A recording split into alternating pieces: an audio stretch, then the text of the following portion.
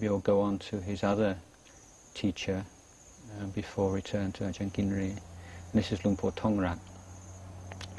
And Luang Por Tongrat, very different kind of monk to Luang Por Ginri, although they were close friends. He was senior to him, and he is the kind of monk many people refer to as like Zen-like, in that he was very vigorous and outspoken and outrageous in his behavior, which of course in Thai idiom, Thai monastic idiom, where etiquette and good behavior is so stressed, and we really quite made him stand out. And he, again, his biography is, it has this kind of mythic elements, and you don't always know just how much you can take. He's believed to have realized enlightenment in very short time, in 6 years. This is one of the main beliefs about him, let's say. And what we do know is that he steadfastly refused to change his ordination lineage and become the Dhammayut, like most of Ajahn Mun's disciples who wanted to express their devotion to him and by becoming part of the same lineage and formally being able to dedicate themselves as his students and disciples.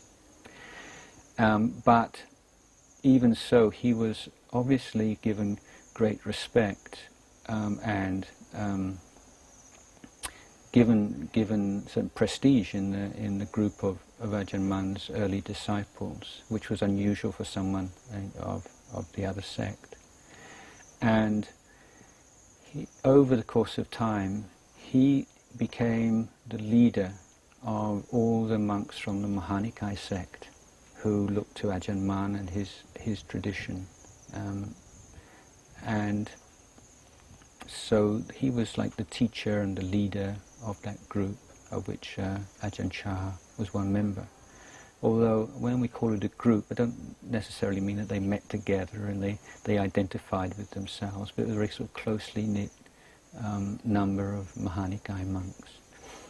To give you an example of his outrageous behavior, I mean this is outrageous by monk standards, not by lay people standards, so maybe not totally too startling. But when the monks in the morning, we go on alms round, and they walk back with the bowls full of food, which is then given up to the kitchen, and then people prepare the food for the monks and so on. It's absolutely taboo to open your bowl or to take anything out of it before you get back to the monastery. You don't have any right to do that at all.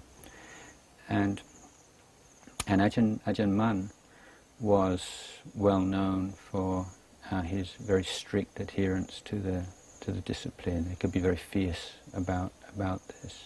Most people were kind of afraid of Ajahn Mun. And it was a period when Ajahn Mun wasn't giving regular Dhamma talks. And Ajahn Tongrat had observed that the only time that they get a Dhamma talk was a really fierce kind of fire and brimstone talk that he liked to listen to was when somebody had done something wrong. So one day he on return from alms round, he I can't remember whether it was a banana or maybe a sweet potato or something, that he took it out of his bowl and walked past Ajahn Mun, which you don't do either. You don't just walk ahead of your teacher. And he walked past him, chewing on it, which was absolutely outrageous by monk standards. You just don't do things like that. And so, Ajahn Mun gave a really good talk that evening. Another story. These stories have various recensions and like mythical stories that something happened, but you hear various versions of it. The other one is that they're all walking in a single file in the forest, and they come across a wild pig which is quite dangerous wild boar. And the monks all kind of ran off into the forest or got out the way, and Ajahn Mun was standing there, and Ajahn Tongrat, Lumpur Tongrat, who was walking behind him, strided forward past Lumpur Mun and kicked the pig, and then the pig ran off. So this is kind of idea of his kind of character, and why some people say it's like Zen-like, that kind of idea.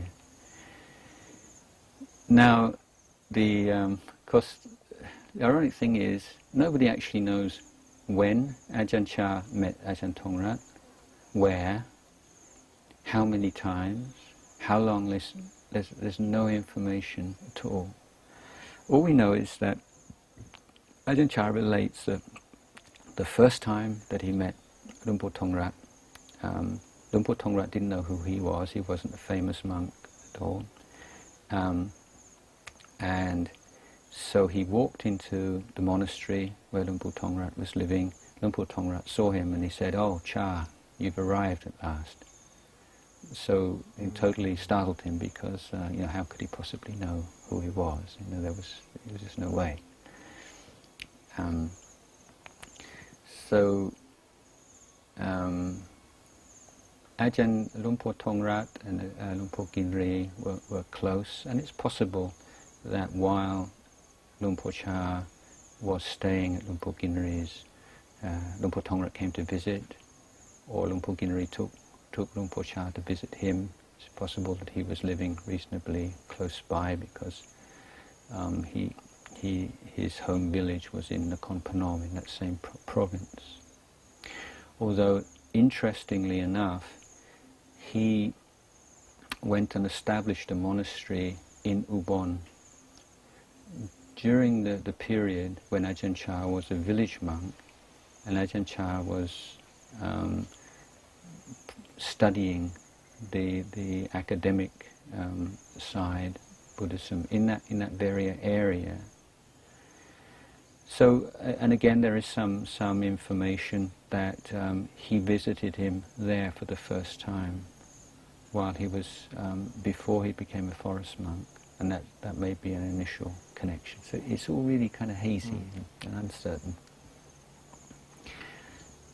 So these two monks sort of figure a lot, at least in Ajahn Chah's recollections and the standards of practice, their personality, and he would often refer to them when he was talking to his students.